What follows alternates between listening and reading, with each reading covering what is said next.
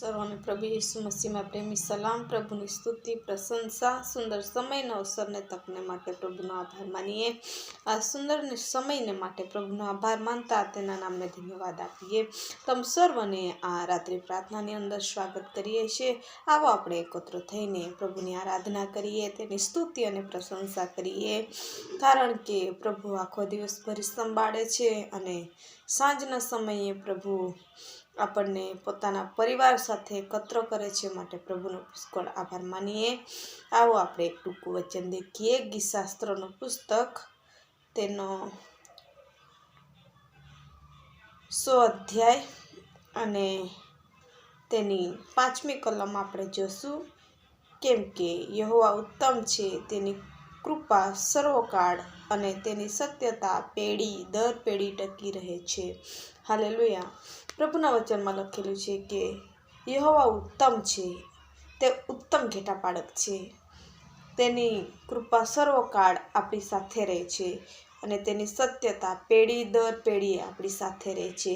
આપણી સાથે જ નહીં, પરંતુ આપણા સંતાનો, આપણી પેઢીની સાથે પણ પ્રભુ રહેવાને માટે વાયદો કરે છે।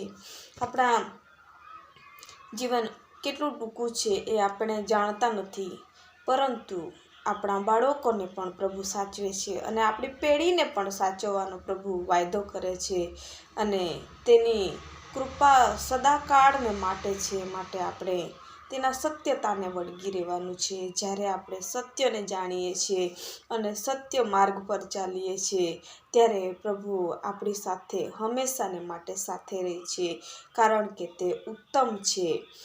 તે આપણા જીવનના ભૂંડાઈને ધોઈ નાખે છે અને આપણે જેવા છે તેવા આપણા પર પ્રભુ પ્રેમ કરે છે, કારણ કે પ્રભુના વચનમાં લખેલું છે કે આવો દુઃખથી દબાયેલા મારી પાસે આવો, હું તમને શું કરીશ? વિશ્રામ આપીશ, શાંતિ આપીશ। માટે પ્રભુ પુષ્કળ દયાવાન છે અને એની કૃપા સદાકાળ છે, એની કૃપા ક્યારેક ખૂટતી નથી। આપણે ગમે એવા રસ્તામાં જતા રહીએ છીએ, પરંતુ પ્રભુ આપણને પ્રેમ કરે છે, એ બહુ મોટી વાત છે। કારણ કે આપણા જીવનમાં ગમે એવી કંઈક ઘટના બને તો આપણે કોઈ એવી વ્યક્તિ હોય છે, એને હંમેશાને માટે આપણે નફરત કરતા હોય છે, પ્રેમ નથી કરી શકતા। કોઈ પરથી આપણે વિશ્વાસ તૂટી જાય તો આપણે બીજી વાર એમના પર વિશ્વાસ પણ નથી મૂકી શકતા। એવા આપણે મનુષ્ય છે, પણ પ્રભુ આપણે ગમે જ એવા હશે, પરંતુ પ્રભુ આપણને પ્રેમ કરવાને માટે સક્ષમ છે, કારણ કે તે ઉત્તમ છે અને ઉત્તમ છે એવા પ્રભુને આપણે જાણ્યો છે, તો આપણે પણ કેવું બનવું જોઈએ? પ્રભુ જેવા બનવું જોઈએ। આપણા જીવનમાં ગમે એવી ભૂંડાઈ હશે, આવે નવું વરસ આવી રહ્યું છે, એવા વરસની અંદર ભૂંડાઈ કાઢીને હંમેશાને માટે પ્રભુની સત્યતા અને એની જે વચનની અંદર લખેલું છે કે પેઢી દર પેઢી ટકી રહેશે, એની દયા આપણી ઉપર તો છે, આપણા બાળકો ઉપર, આપણી પેઢી ઉપર પણ ટકી રહે, માટે આપણે સત્યતાને વળગી રહેવાનું છે અને આપણા જીવનમાંથી હંમેશાને માટે ભૂંડાઈ કાઢી નાખવાની છે। પ્રભુ આ સુંદર વચન થકી સર્વને આશીર્વાદ આપે। આવો આપણે એક ટૂંકું વચન દેખ્યું, તેમજ આપણે એક ટૂંકી પ્રાર્થના કરીએ।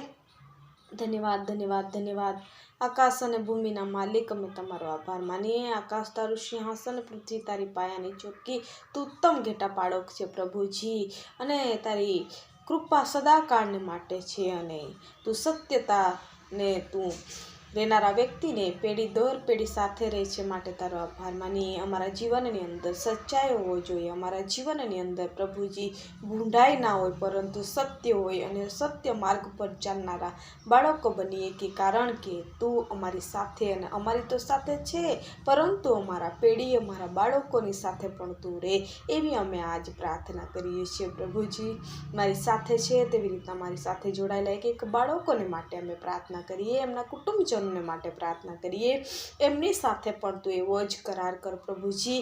એમની સાથે તું છે, પરંતુ એમના બાળકો, એમની પેઢીની સાથે તું રહે અને તું એમના જીવનની અંદર સચ્ચાઈનો માર્ગ આપ અને સત્યને વળગી રહેનારા બાળકો બને અને તારી કૃપા પામનારા બાળકો બને એવું તમે થવા દો પ્રભુ.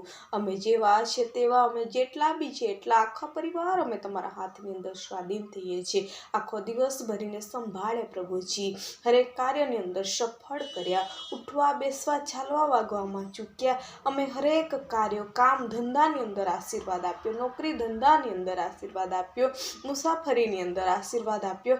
પરત પોતાના ઠેકાણા પર તું લાયો માટે તારો આભાર માનીએ. આભાર માનતા તેના નામને સ્તુતિ કરીએ પ્રભુજી. અમે જેવા છે તેવા હવે અમે તમારા હાથની અંદર સ્વાધીન થઈ જઈએ છીએ. જ્યારે અમે ઊંઘશું ત્યારે અમારા બિસ્સાનાને પરતે અગ્નિકોટ બાંધજો, મિખાઈલ ગાબ્રિએલ દૂતોની રખવાલી કરજો અને નવો દિવસ અમારા જીવનની અંદર આપજો અને ઉઠીને તારી આરાધના કરનારા બાળકો બને એવું તમે થવા દો. અમારી સાથે છે તેવી રીતના અમારી સાથે જોડાયેલા એક કુટુંબજનોને માટે પ્રાર્થના કરીએ. એમને પણ અમે તમારા પગને ચરણે લાવીએ. હરેક ચિંતા બોજ હશે તમે લઈ લેજો અને હરેક પરમેશ્વર પિતા આશા હશે નવા વર્ષની અંદર કંઈક માંગણીઓ હશે એકની તમે પૂરી કરજો અને પેઢી દર પેઢી તમે એમની સાથે રહેજો પ્રભુજી. બાપ, પિતા, પુત્ર, પવિત્ર આત્મા, ઈસુ મસીહ દેવ તારા નામથી માંગીએ છીએ. આમીન. જય મસીહ કી. જો તમે અમારી સાથે જોડાયેલા નવા છો તો ચેનલને સબસ્ક્રાઈબ અને લાઈક કરવા ભૂલશો નહીં. કોઈ પણ પ્રાર્થનાની વિનંતી હશે તે કમેન્ટ બોક્સમાં લખશો. અમે સર્વ તમારા માટે પ્રાર્થના કરીએ છીએ.